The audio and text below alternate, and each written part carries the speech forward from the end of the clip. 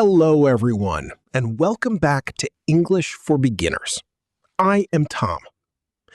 As an instructor, I often get asked, Tom, what happens when I am walking down the street in an English-speaking country? I get completely lost, or I need urgent help, and my mind goes blank. Today, we are answering that exact question. No boring textbook rules. We are stepping into real-world street scenarios to teach you how to ask for help, clarify directions, and handle sudden surprises without any panic. If you want to build unbreakable real-world confidence, hit that subscribe button and join our community. Let's jump straight into part 1 of our masterclass, slowly and clearly. Let me share a quick story about my student, Omar. Last month, Omar traveled abroad for the very first time. While heading to an important business meeting, his phone battery suddenly died, and he realized he was completely lost in the middle of a busy downtown area. In a state of panic, Omar rushed up to a stranger on the sidewalk and shouted a direct translation from his native language. "Where is street? Give me map now!" The stranger looked startled, took a step back, and walked away quickly. Omar learned a critical lesson that day.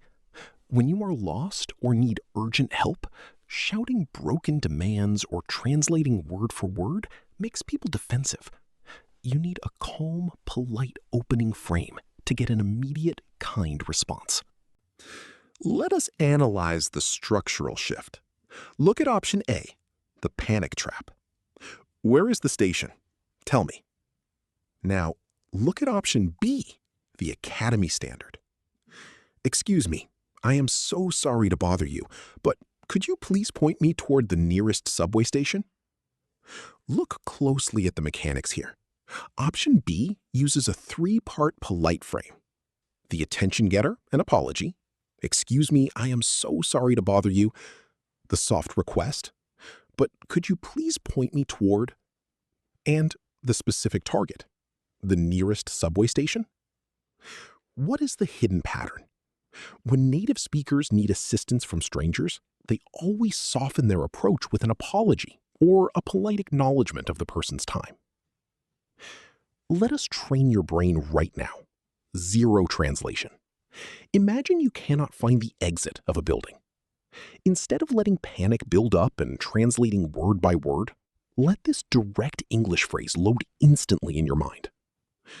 Excuse me, could you please tell me where the exit is? Say it mentally as a single smooth block of thought.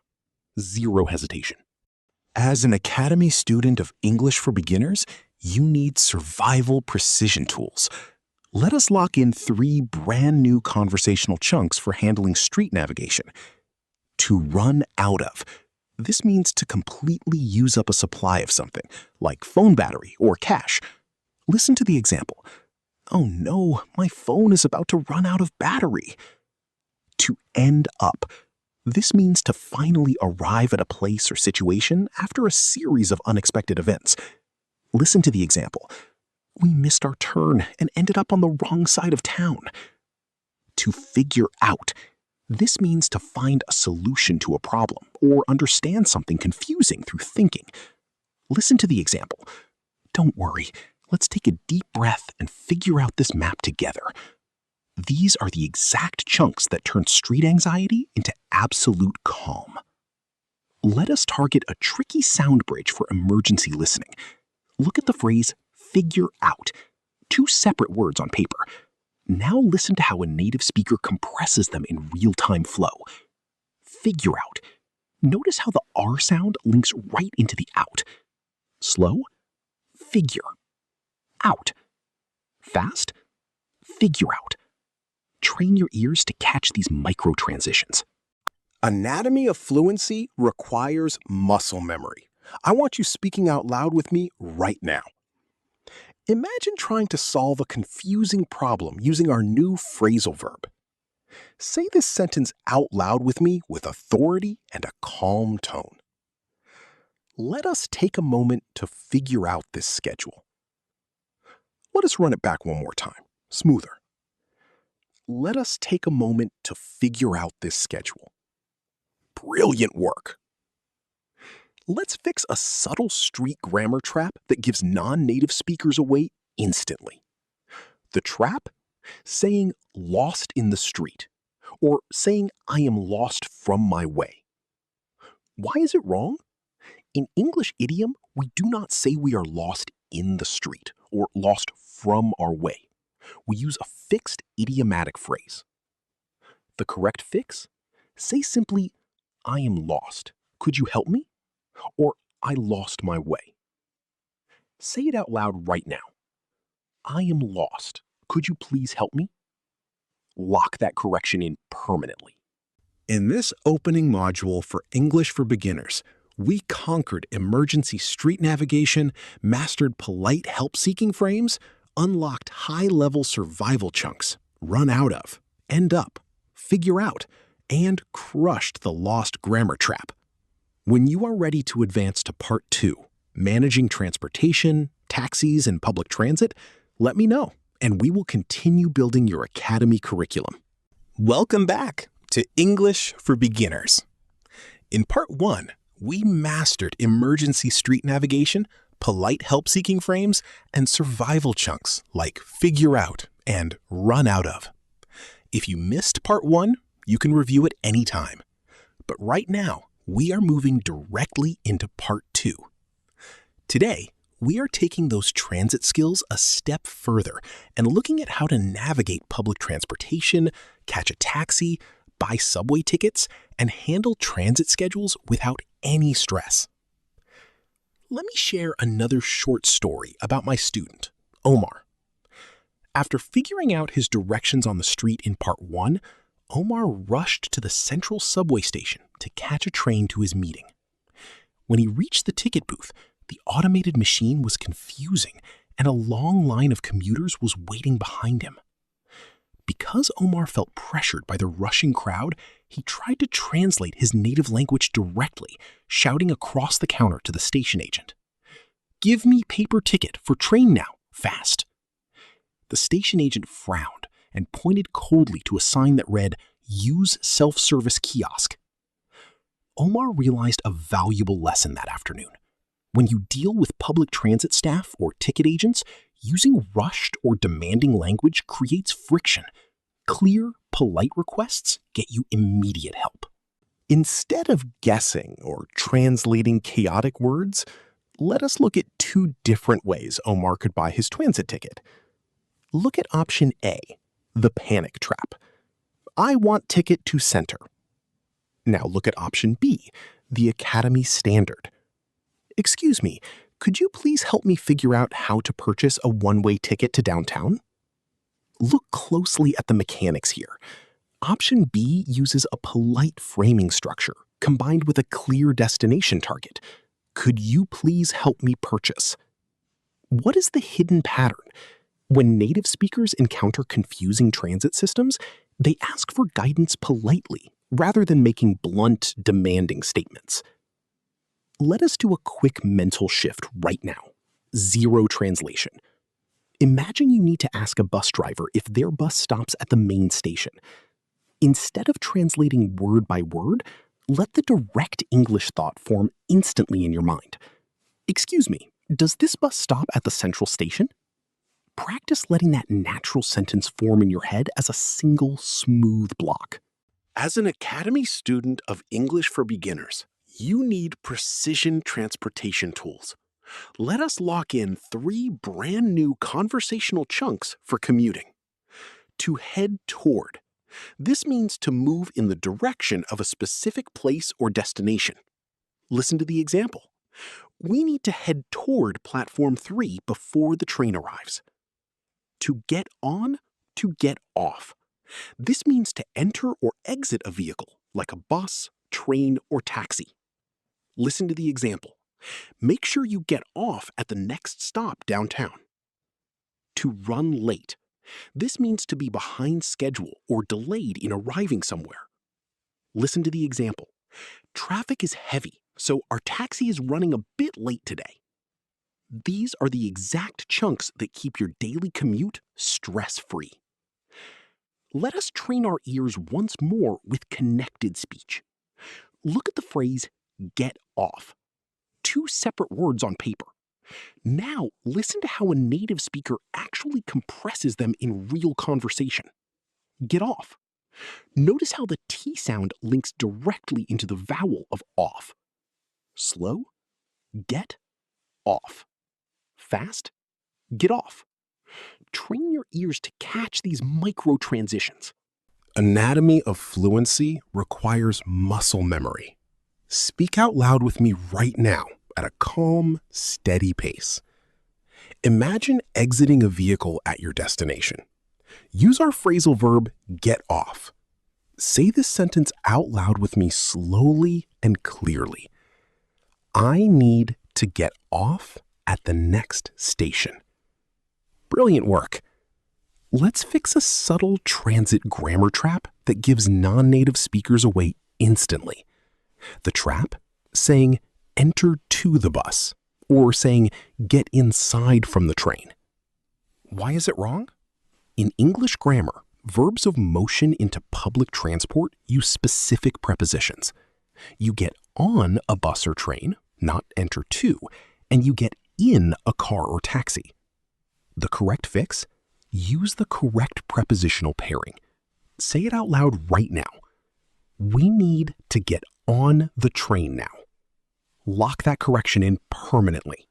In Part 2 for English for Beginners, we mastered public transit navigation, unlocked 3 core commuting chunks, head toward, get off, run late, practiced connected speech, and crushed the get on grammar trap.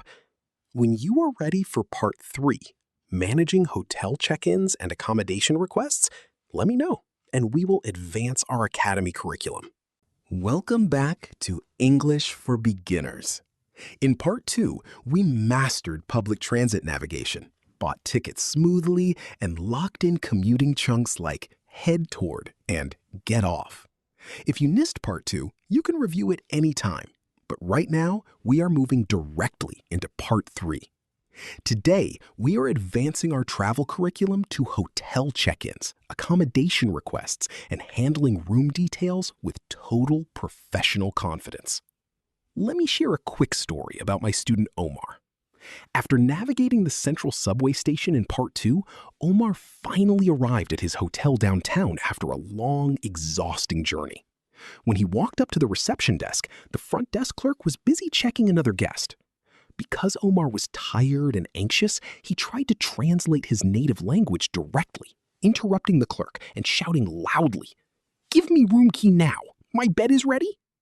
The clerk looked startled, paused, and asked Omar to wait in a cold, professional tone. Omar realized a vital lesson that evening. When you check into a hotel or request accommodations, harsh or demanding language creates immediate friction with staff. Polite framing guarantees a much warmer welcome. Instead of guessing or translating chaotic words, let us look at 2 different ways Omar could handle his hotel check-in. Look at option A, the panic trap. I want my room key. Now look at option B, the Academy Standard. Good evening.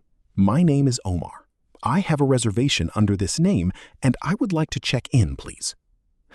Look closely at the mechanics here. Option B uses a polite greeting paired with a structured identification frame. I have a reservation under, and I would like to. What is the hidden pattern? When native speakers check into hotels, they always state their identification clearly and use modal politeness markers rather than direct commands. Let us do a quick mental shift right now. 0 translation. Imagine you need to ask hotel reception for an extra towel. Instead of translating word by word, let the direct English thought form instantly in your mind. Excuse me, could you please send an extra towel to my room? Practice letting that natural sentence form in your head as a single smooth block. As an Academy student of English for Beginners, you need precision hospitality tools. Let us lock in 3 brand new conversational chunks for managing accommodations. To check in, to check out. This means to register upon arriving at a hotel or settle your bill when leaving. Listen to the example. We need to check out by 11 a.m. tomorrow morning. To look after. This means to take care of or watch over something, like luggage or personal items. Listen to the example. Would the front desk mind looking after our bags for a few hours? To fill out. This means to complete an official document or form by writing in the required details. Listen to the example. Please fill out this registration card with your contact information. These are the exact chunks that keep your hotel stays completely seamless. Let us train our ears once more with connected speech. Look at the phrase, fill out. 2 separate words on paper. Now, listen to how a native speaker actually compresses them in real conversation. Fill out. Notice how the L sound links directly into the vowel of out. Slow. Fill. Out. Fast. Fill out. Train your ears to catch these micro-transitions. Anatomy of fluency requires muscle memory. Speak out loud with me right now at a calm, steady pace. Imagine completing a paperwork form using our phrasal verb fill out. Say this sentence out loud with me, slowly and clearly. I need to fill out this registration form. Let us run it back one more time, smoother. I need to fill out this registration form. Brilliant work. Let's fix a subtle hotel grammar trap that gives non-native speakers away instantly. The trap, saying check in to the hotel as a verb phrase error, or saying stay inside in a hotel, closed building general context. The correct fix? Use the preposition at for location. Say it out loud right now. We are staying at a wonderful hotel downtown. Lock that correction in permanently. In Part 3 for English for Beginners, we mastered hotel check-ins, unlocked 3 core hospitality chunks, check out, look after, fill out, practiced connected speech, and crushed the hotel preposition trap. When you are ready for Part 4, resolving unexpected travel problems and complaints, let me know, and we will complete our masterclass module. Welcome back to English for Beginners. In Part 3, we mastered hotel check-ins, managed front desk requests, and locked in hospitality chunks like check out and fill out. If you missed Part 3, you can review it anytime. But right now, we are moving directly into Part 4, which is our final core section for this Travel and Survival Masterclass module. Today, we are going to look at how to handle unexpected travel problems, report room issues politely, and resolve complaints with absolute professional elegance. Let me share one final story about my student, Omar. After checking into his hotel room in Part 3, Omar noticed that the air conditioning unit was making a loud buzzing noise and the room keycard stopped working. Tired from his long journey, Omar felt a wave of frustration and almost stormed down to the front desk to complain aggressively. "Your room is broken! Change it right now or give me money back!" Fortunately, he took a deep breath, remembered our Academy core rules, and decided to approach the desk with calm assertiveness instead. He spoke clearly and politely. "Excuse me, I am so sorry to bother you, but could someone please take a look at the air conditioning in my room? It seems to be malfunctioning." The receptionist apologized immediately and upgraded Omar to a deluxe suite free of charge within 10 minutes. Omar realized a powerful truth that evening. Complaints handled with polished phrasing and a calm tone always get faster, better results than anger. Instead of reacting out of frustration, let us look at 2 different ways to handle a service problem. Look at option A, the anger trap. "This room is terrible. Fix it." Now look at option B, the Academy standard. "Excuse me, I hate to be a bother, but could you please assist me with an issue regarding my room equipment?" Look closely at the mechanics here. Option B uses a softening buffer clause combined with a polite request framework. "I hate to be a bother, but could you please assist me with?" What is the hidden pattern? When native speakers encounter problems in hotels or businesses, they depersonalize the issue and address the service staff with collaborative politeness. Let us do our final mental shift exercise right now. Zero translation. Imagine you need to let front desk know that the Wi-Fi connection in your room is not working. Instead of translating word by word from your native language, let the direct English thought form instantly in your mind. Excuse me, could you please check why the Wi-Fi is not connecting in my room? Practice letting that natural sentence form in your head as a single smooth block. As an Academy student of English for Beginners, you need final precision tools for resolving conflicts. Let us lock in 3 brand new conversational chunks. To look into. This means to investigate, examine, or check the details of a problem. Listen to the example. The manager promised to look into our billing issue right away. To sort out. This means to resolve a mess, fix a confusion, or successfully deal with a difficulty. Listen to the example. Don't worry about the reservation mix-up. Customer service will sort it out. To turn out. This means to develop in a particular way or have a specific final result. Listen to the example. Everything turned out fine after the hotel upgraded our room. These are the exact chunks that give you complete emotional control during unexpected setbacks. Let us train our ears one last time with connected speech. Look at the phrase, sort out.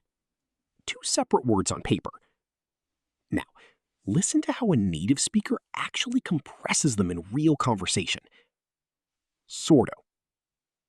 Notice how the T sound links directly into the vowel of out. Slow, sort, out. Fast, sorto. Train your ears to catch these micro transitions every time you listen to native speakers. Anatomy of fluency requires muscle memory. Speak out loud with me right now at a calm, steady pace. Imagine telling someone you will resolve a problem using our phrasal verb sort out. Say this sentence out loud with me slowly and clearly. We need to sort out this issue immediately. Let us run it back one more time, smoother. We need to sort out this issue immediately. Brilliant work. Let's fix a final travel grammar trap that gives non-native speakers away instantly. The trap saying make a complaint about to something or saying complain from the service. Why is it wrong?